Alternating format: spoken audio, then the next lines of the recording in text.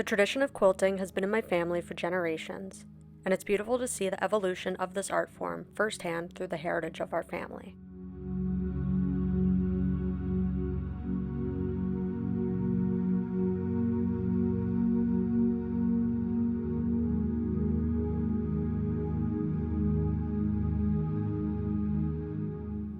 Some quilts have withstood the tests of time, while others sadly have not.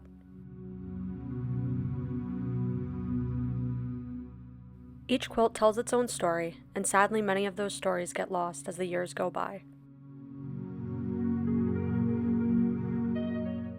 I think it's important to capture the oral history of our families, and here to tell her quilting story today is my mom. Do you want to introduce yourself and explain what first drew you to quilting? Hi, I'm Ann Pennington.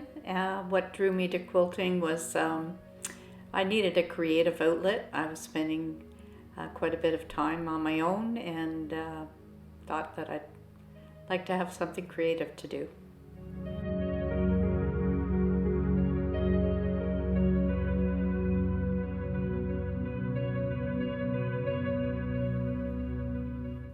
Tell me about some of your early work. How did you learn how to quilt?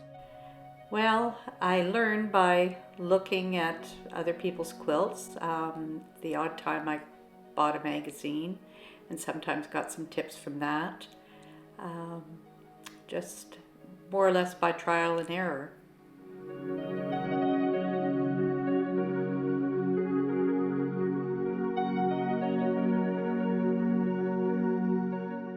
When you look back at your early work, are there any tips you would give your past self? Yes, join a quilt guild. And if I'd had the money or knew where one was at that time, I would have done so. But join a quilt guild because you'll learn a lot from people there. There's a chance to socialize at the meetings, and often they host sew days, and you can, sit beside people, ask them questions, and make new friends. Also, a lot of the quilt guilds have lending libraries where they have books and sometimes rulers that you can take out on loan just like you would in a public library. And so that saves cost. And when you're looking at their libraries too, you meet people, and often they'll tell you, about the time they use that ruler. They'll give you some tips. Um, it's it's a very good resource to have. And quilt guilds don't cost very much money to join.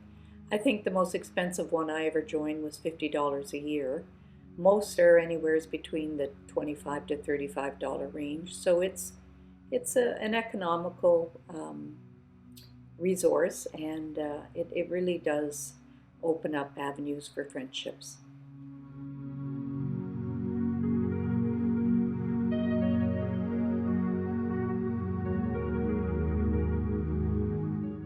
What is your favorite quilting technique to use?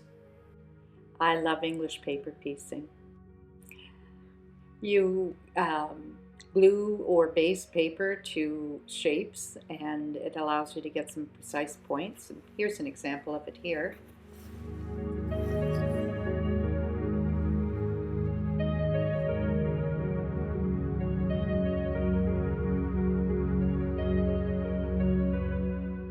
What quilt are you most proud of accomplishing?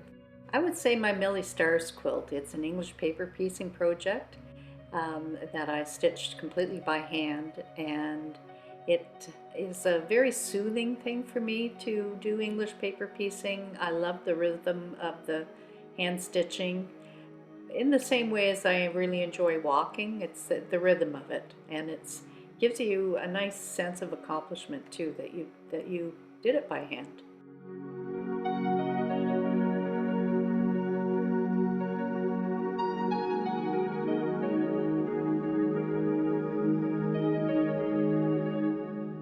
What is one quilt you've made that holds the most meaning to you?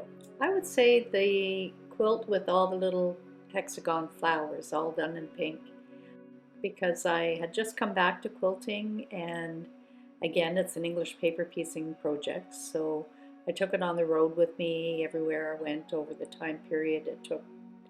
And I generated a lot of interest. My granddaughters were enjoying watching it, and my husband and my kids. And they asked a lot of questions about it. And I just, it holds quite a few memories. And I love pink, and it was fun going, every store that I went to, I'd search their inventory for pinks, and I got quite a collection. And then when I was done with that quilt, I also got to share some of it with some of my friends that enjoyed pink too, because once I was done the project, I didn't really need them anymore.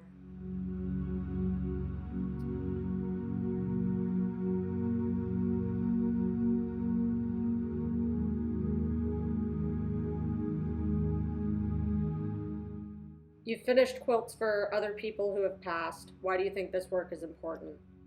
It's just a way to honor them. And probably too a little bit selfish because, we all know of our own mortality, and um, I would hate for the thought that maybe some of my work was left unfinished and never did get finished, because quilts are meant to be appreciated and enjoyed. And I was very lucky to finish recently one for my great grandmother who passed in 1959, so I never had the chance to know her, and also for my grandmother, who I knew very well and loved. And while I didn't talk to my great grandmother as I finished hers because I didn't know her enough to have a conversation, I thought of her, and wondered about her. But I did actually talk out loud to my grandmother sometimes when I was working on hers, which might sound bizarre or psycho, but um, I wouldn't have been embarrassed at all for anybody to hear me chat with her while I did it. It makes me feel good that I finished their work. I was very glad to do it. I enjoyed that sometimes more than doing my own work. It really was. It was kind of an honor, really, to do it for them. And I hope if they can see where they are that they like them.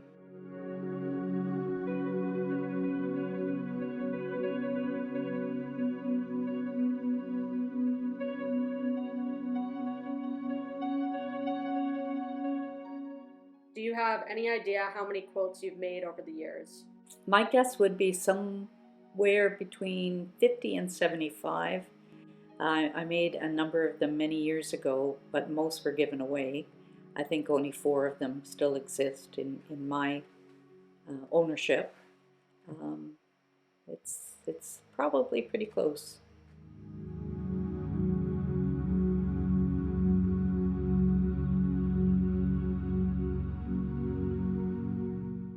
What does quilting mean to you? Oh, quilting means everything to me. I really enjoy it. It's very therapeutic. It's a really exciting creative outlet for me. It's also brought me a lot of friendships. I love to learn from other quilters, and I do a lot of my socializing through my quilting, either attending quilt meetings or going to sew days with my friends or hosting friends at my home. Um, we talk about it a lot. We buy fabric, we look at fabric, we share fabric.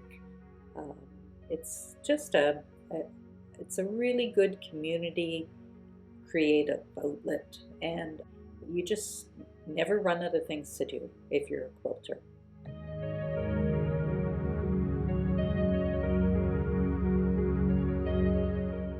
Can you tell me about the portrait quilt that you did of your brother?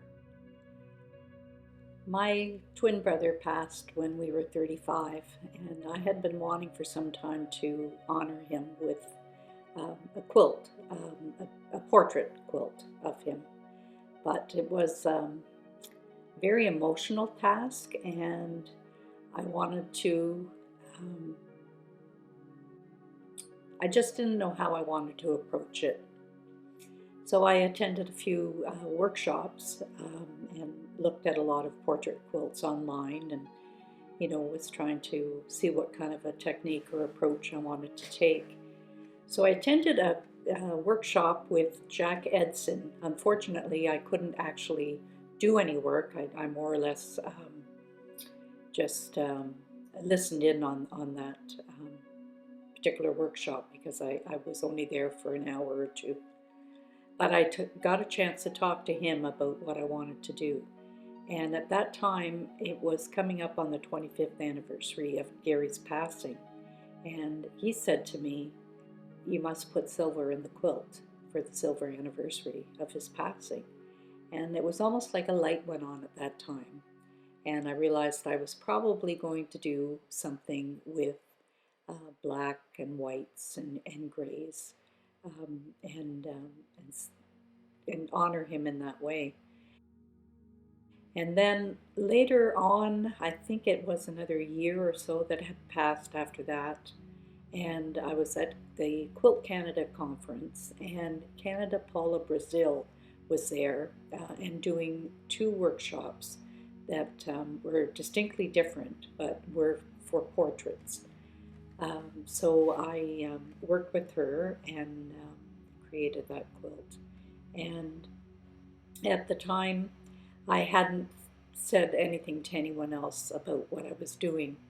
And I remember I sent a picture of the finished quilt to my sister, and she knew right away. And I thought, she knew it was Gary. And I thought, okay, I've done it. I've been successful in what I wanted to do. And I haven't really shown it until this year. And it's very special.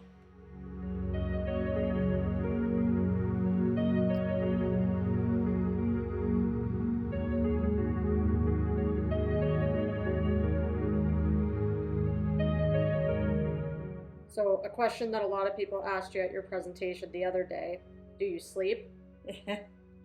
Well, yes, I do.